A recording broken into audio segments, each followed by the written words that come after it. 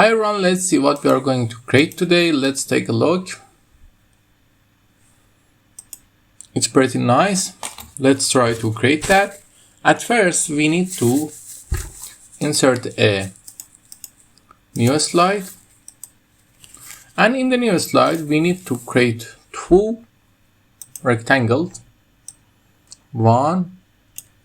And after creating a copy of that and rotate them to look perfectly in this angle.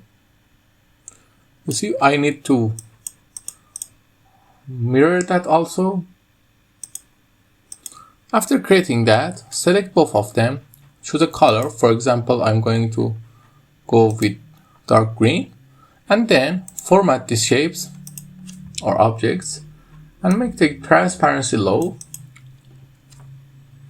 And then you just need your text. Paste it here, select these two, and set the shape outline to none. Recolor it to fit your background. Copy that and bring it out. And just don't forget, you need to do something like this and bring it here. And also do something like this and bring it here.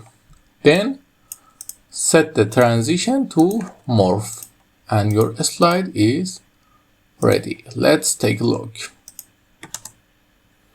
You see, it's looked great. I hope you like it. If you like it, tell me in the comments. Until then.